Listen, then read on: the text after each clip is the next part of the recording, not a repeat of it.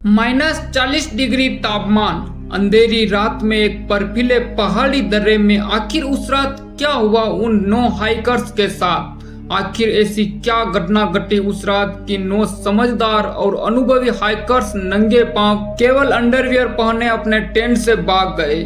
क्यों उनकी लाश टेंट से सैकड़ों गज दूर छितराई हुई पड़ी मिली? आखिर क्या घटना घटी उनके साथ? ये सवाल पिछले 62 साल से एक मिस्ट्री बना हुआ है। नमस्कार दोस्तों, मेरा नाम है महेश और आप देख रहे हैं मिस्टीरियस डॉक्यूमेंट्री। 23 जनवरी 1959 इगोर डाइटलोव नाम का एक लड़का अपने 9 साथियों के साथ हाइकिंग एक्सपीडिशन पर जाने की योजना बनाता है। सुबह सुबह वो सब अपना अपना लगेज लेके मिशन पर निकल गए। शुरुआत में इन्होंने अपना रास्ता ट्रेन से तय किया और ये ग्रुप विजय नाम के एक गांव में पहुंचा।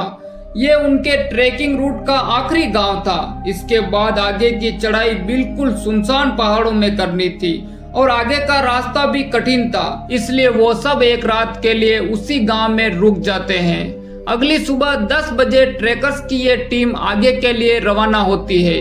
तभी बीच रास्ते में टीम के एक साथी की तबीयत बिगड़ गई और वो वापस लौट गया।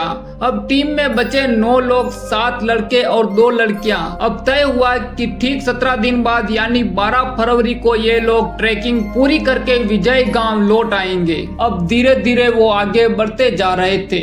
वो जहां जा रहे थे वहां कोई इंसान नहीं था, बल्कि आगे न तो कोई गांव था और न ही कोई शहर। आगे इन बर्फीले पहाड़ों में केवल मालसी ट्राइब्स के लोग रहते थे, जिन्हें न तो कोई देख पाता था और न ही आज तक उनसे किसी की बात हुई थी। ये ट्राइब्स दुनिया से बिल्कुल कट थे। इनका बाहरी दुनिया से कोई लेना देना नहीं था। एक स्टॉप के बाद वह लोग दक्षिण दिशा की तरफ आगे बढ़े। रास्ते में चलते वक्त वह लोग डायरी में नोट लिखते जा रहे थे और साथ ही कैमरे से तस्वीरें भी ले रहे थे, ताकि वो अपनी यात्रा का पूरा ट्रैक रिकॉर्ड रख सके। अब जैसे जैसे वो आगे बढ़ते जा रहे थे, बर्फीली हवाएं भी तेज होने लगी थी। 1 फरवरी को वह लोग एक पर्वत की चोटी पर पहुंचे, जिसे वहां रहने वाले मालसी ट्राइब्स के लोग मौत की पहाड़ी के नाम से जानते थे। लेकिन वो आगे बढ़ते गए और होलात सियाकल नाम के पहाड़ पर जाने के बाद बर्फीला तूफान आ जाता है, जिसके कारण वो लोग वहीं अपना टेंट लगा देते हैं। इस पहाड़ी को मानसी ट्राइब के लोग डेड माउंटेन भी कहते थे। यहाँ तक की जानकारी उनके नोट्स में लिखी हुई थी, लेकिन आगे क्या हुआ यह किसी को मालूम नहीं। इस एक्सपीडिशन में इनको टोटल 16 दिन का समय लगने वाला था। वह अपने दोस्तों और फैमिली मेंबर्स को यह बताकर निकले थे कि वापस नीचे आकर टेलीग्राफ के जरिए अपनी सूचना देंगे, लेकिन 16 दिन गुजर जाने के बाद भी नहीं तो इन लोगों की कोई सूचना मिली और न ही इनकी कोई खबर आई। इसके बाद इनके परिवार वालों को चिंता होने लगी, तो उन्होंने इसकी सूचना अथॉरिटीज को दी। इसके बाद अथॉरिटी और आर्मी ने रेस्क्यू के लिए कुछ हेलीकॉप्टर भेजे। 26 फरवरी 1959 को ये रेस्क्यू टीम होलात सियाकल नाम के पहाड़ पर पहुंची। इसी के ऊपर थोड़ी ढलान वाली जगह पर रेस्क्यू टीम को बर्फ से बाहर जागता हुआ एक टेंट मिला। ये टेंट उन्हीं 9 ट्रेकर्स की टीम का था। जब उन्होंने टेंट में जाकर देखा तो वहां कोई मौजूद नहीं था। खाने पीने की सभी चीजें टेंट में ही रखी हुई थी। उनकी डायरिया, तल, मानचित्र सब टेंट के भीतर रखे हुए थे। टेंट में ही एक किनारे पर प्लेट रखी थी, उसमें रूसी व्यंजन सालों पड़ा था। देखने से मालूम होता था कि मानो कोई जल्दी में प्लेट छोड़कर भागा हो। ऐसा लग रहा था मानो उस टेंट में बहुत अफरा तफरी मची हो। कुछ ऐसा हुआ हो कि सारे पर्वतारोही बहुत जल्दबाजी में सारा सामान छोड़कर भाग गए हो। भीतर सारा सामान बिखरा हुआ था और टेंट के एक किनारे पर चाकू से चीरा लगा हुआ था, जैसे किसी ने टेंट के भीतर बैठकर वो हिस्सा चाकू से काटा हो और बाहर निकलकर भाग गया हो। टेंट के बाहरी हिस्से में बर्फ पर बने 9 जोड़ी पांव के निशान भी थे। ये निशान कुछ आगे जाकर खत्म हो गए थे। इन निशानों को देखने से लगता था मानो कुछ लोग केवल एक पैर का जूता ही पहन पाए थे और कुछ तो नंगे पांव ही भाग गए थे। आखिर उस रात ऐसा क्या हुआ होगा कि -40 डिग्री तापमान और खराब मौसम में भी उन लोगों को नंगे पांव भागना पड़ा। जहां ये टेंट मिला उससे कुछ ही दूरी पर एक देवदार पेड़ के नीचे रेस्क्यू टीम को 2 लाशें मिली। दोनों में से किसी के पांव में जूता नहीं था। शरीर पर कपड़े के नाम पर केवल अंडरवियर थी। ये दोनों उसी ट्रेकिंग टीम का हिस्सा थे। पेड़ के नीचे जली हुई कुछ लकड़ियां मिली। पेड़ के ऊपर की टहनियां भी टूटी हुई थी, जैसे किसी ने उस पर चढ़ने की कोशिश की हो। थोड़ी देर बाद रेस्क्यू टीम को 3 और लाशें मिली। इनमें टीम के लीडर इगोर डायटलोव का भी शव था। 5 लाशें मिल चुकी थी, बाकी 4 मिलना अभी बाकी थी। एक तरफ बाकी 4 की तलाश चल रही थी, दूसरी तरफ जो 5 शव मिले उनकी मेडिकल जांच शुरू हुई।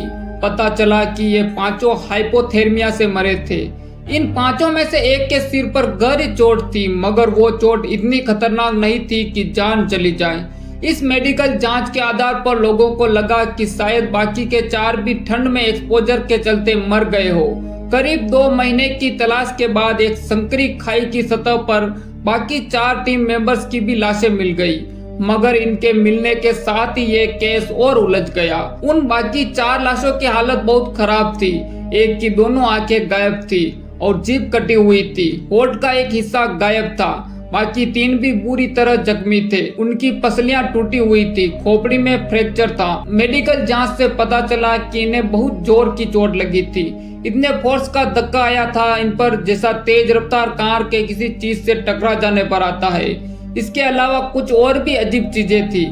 मसलन टीम की एक लड़की के पांव में दूसरे टीम मेंबर की जैकेट बंधी थी, एक का ट्राउजर जला हुआ था, एक के शरीर पर किसी और के कपड़े थे, कुछ के शरीर पर नोचे हुए चिथड़े लिपटे हुए थे। इसके अलावा एक की लाश पर रेडिएशन के भी अंश पाए गए थे। पहाड़ चढ़ने के दौरान कई बार हादसे होते हैं। अनुभवी से अनुभवी पर्वतारोही मारे जाते हैं, मगर इतनी अजीबोगरीब मौतें समझ से बाहर थी। टीम मेंबर्स की डायरियां 1 फरवरी 1959 की शाम तक का पूरा ब्यौरा बताती थी, मगर उस रात को क्या अनहोनी हुई इसका कोई जवाब नहीं था। आशंका उभरी कि कहीं उस टीम को स्थानीय मानसी कबीले ने तो नहीं मारा। ये चरवाहों का कबीला था, ऊंचे पहाड़ पर रहता था। आशंका थी कि कहीं उन्होंने बाहरियों को देखकर हमला न कर दिया हो, मगर ये आशंका भी खारिज हो गई, इसलिए कि एक्सपीडिशन टीम के किसी के साथ संघर्ष के सबूत नहीं मिले थे।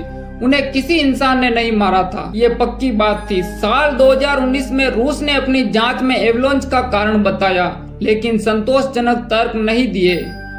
इसकी वजह से कई सवाल अनसुलझे रहे। कई एक्सपर्ट का कहना था कि जिस जगह पर डायटलोव की टीम ने कैंप लगाया वहां स्लोप बहुत लो था। इस स्लोप का एंगल 30 डिग्री से कम था।